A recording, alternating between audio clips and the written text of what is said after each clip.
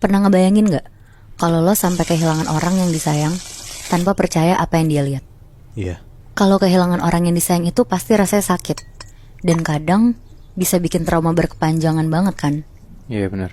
Coba deh bayangin, saat lo kehilangan orang yang disayang, dari anak, bapak, sampai ibu, dan lo lagi di proses healing trauma, ternyata malah ada kejadian mistis yang bikin lo makin susah sembuh. Jadi cerita kali ini tentang satu keluarga kecil. Untuk orang tuanya kita sebut aja bapak sama ibu ya. Anaknya sebut aja namanya Yoga. Background keluarga ini tuh keluarga yang lumayan berkecukupan. Cuma karena bapak udah pensiun dari kerjanya, lama-lama tabungannya tuh menipis. Ditambah Yoga yang udah nikah sama istrinya, namanya Ira, belum kerja dan ngandelin duit bulanan dari bapak. Ya ampun. Sampai akhirnya setelah setahun Yoga menikah sama Ira, bapaknya tuh meninggal. Ibu yang udah nikah puluhan tahun sama bapak tuh benar-benar terpukul karena ngerasa bapak itu satu-satunya teman hidup ibu. Ya walaupun ibu juga tinggal satu rumah sama Yoga dan Ira di rumah bapaknya, tapi tetap aja ya, namanya juga istri ditinggal suami, pasti berasa banget kan Muy, Bi? Iya. Karena ibu itu ibu rumah tangga dan Yoga belum kerja juga, akhirnya Yoga tuh jadi ngerasa lumayan susah hidupnya. Sisa tabungan bapak juga benar-benar tinggal sedikit buat makan sehari-hari. Selama masa duka, Yoga tuh selalu minta duit ke ibu. Ibu yang sering dimintain tuh lama-lama ngomong ke Yoga, "Nak, kamu mulai cari kerja, gak bisa ngandelin duit sisa tabungan bapak terus. Sudah mau habis, nak." Mendengar itu Yoga tuh cuma iya aja, tapi tetap gak nyari kerja. Sampai akhirnya beberapa bulan kemudian, ibu mulai gerah lah sama sikapnya si Yoga ini. Karena cuma sehari-hari tuh di rumah, males-malesan. Akhirnya ibu mulai nyindir-nyindir Yoga sama Ira. Kalau ibu lewat terus mereka lagi nonton TV, ibu kayak nyindir, "Kerja orang mah hari gini di rumah doang." Ira tuh kaget di situ, karena ibu tuh tipe orang yang halus, baik banget. Pokoknya selama Ira nikah sama Yoga.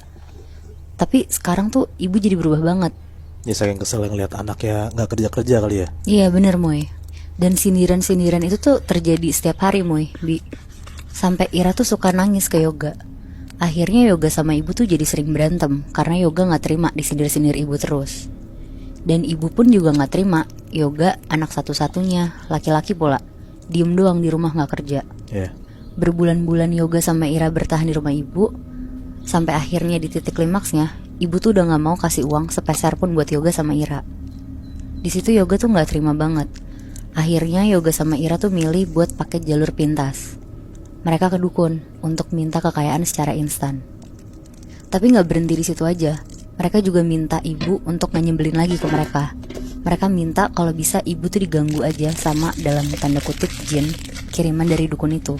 Oh, kurang ajar ya. Beberapa hari kemudian setelah pulang dari dukun itu, Yoga sama Ira tuh jadi sering keluar rumah. Bukan karena kerja Moy, Bi, tapi shopping. Bener-bener setiap hari ada aja yang dibeli sama mereka berdua. Nah ngelihat itu, ibu yang ngerasa gak pernah ngasih duit ke mereka lagi tuh curiga sama mereka. Ditanyalah sama ibu, "Kamu kerja apa sekarang Yoga?" Tapi Yoga malah ketus ke ibu. Udah bukan urusan ibu, yang penting Yoga gak pernah minta duit ke ibu lagi. Ngedenger itu ibunya marah banget kan, karena ibu tuh ngerasa semenjak gak ada bapak, sikapnya Yoga tuh jadi kurang ajar sama ibu. Malamnya sekitar jam 7, ibu sholat lah, nangis-nangis. Dia tuh sedih karena Yoga berubah. Soalnya dari awal maksud ibu kan baik ya, kayak pengen anaknya kerja biar bisa ngidupin keluarganya. Tapi malah jadi kayak gini Yoganya. Selesai sholat, ibu tuh nyoba buat tidur. Dia matiin lampu kamarnya, terus tiduran. Akhirnya dia mulai merem. Pas udah ketiduran, ibu kan tidurnya posisinya terlentang. Nah terus dia tuh ngerasa kayak ada kuku orang yang jalan di lengannya dia gitu loh Muy, Bi. Jadi kayak nyakar tapi nggak yang sampai berdarah gitu. Iya benar. Dan itu pelan banget. Terus karena ibu bingung, dia nyoba buka mata sedikit. Terus ngelirik lah ke kanan. Ternyata ada sosok gede banget, warnanya hitam, lagi gesek-gesekin kukunya yang panjang banget ke lengannya ibu. Di situ ibu kaget banget dan langsung merem. Terus balik badan ngebelakangin si sosok itu. Akhirnya dia ngumpet lah di balik selimut. Kira-kira udah sejam ditunggu sama ibu, udah gak ada tanda-tanda dari sosok itu. Akhirnya ibu tuh nyoba merem lagi, karena dia udah ngerasa tenang.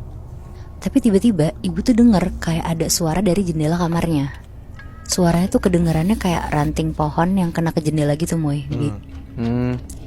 Karena posisinya pas banget di hari itu tuh lagi hujan deras dan anginnya tuh juga kenceng. Akhirnya ibu mau ngecek lah. Dia jalan, nyalain lampu kamarnya. Dia tuh mau ngecek ke sumber suara itu karena takutnya jendela ibu tuh belum ketutup benar. Jadi takut air juga masuk. Terus akhirnya ibu bukalah hordengnya. Dia buka hordengnya pelan-pelan ke arah kanan. Pas udah kebuka, ibu kaget banget. Ada sosok hitam gede yang tadi lagi gesek-gesekin kukunya yang panjang banget ke jendela kamar ibu. Set, tatap-tatapan berarti tuh. Tatap-tatapan, Moy. Wow. Gue merinding banget lagi. Akhirnya ibu langsung nutup hordengnya lah kenceng sambil teriak astagfirullah. Ibu langsung lari ke kamar Yoga sama Ira di situ.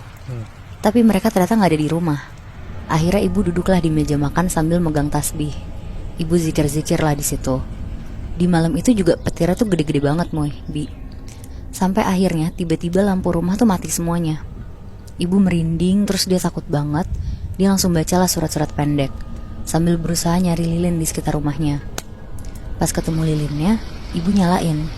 Ibu duduk di meja makan sambil berdoa dan cuma pakai penerangan dari satu lilin yang dia punya itu. Ibu gak berhenti zikir sama istighfar. Pas ibu lagi istighfar, astagfirullahalazim berkali-kali, tiba-tiba dari arah belakang tuh ada suara perempuan. Astagfirullah, astagfirullah, astagfirullah. Di situ ibu takut banget, tapi ibu tuh merem dan ngencengin doa-doanya dia. Berarti setannya gak cuma satu dong? Iya bener, Moy. Sampai akhirnya sejam kemudian ya, Yoga sama Ira tuh pulang. Pas mereka berdua pulang, lampu rumah tuh langsung nyala semua. Ibu ngeliat mereka berdua pulang tuh bawa belanjaan yang super banyak sambil kayak ketawa-tawa gitu loh, kayak happy banget. Di situ ibu mulai curiga. Ibu langsung masuk kamar dan itu tidur. Besok paginya, ibu nelfon lah temennya yang kebetulan punya kelebihan kayak bisa ngeliat sesuatu gitu. Tapi bukan dukun atau orang pintar yang buka jasa gitu, Moy, Bi. Dia jelasin lah kalau dia tuh dapat gangguan dari makhluk halus semalaman. Dan temennya ini tuh bilang ke ibu kalau sebenarnya semua sosok yang datang ke ibu adalah sosok kiriman dari anaknya sendiri. Ya. Ibu dengar itu tuh kaget banget sekaligus gak percaya.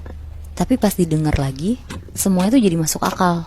Karena temennya tuh juga bilang kalau anaknya itu tuh minta bantuan dukun untuk bisa jadi kaya.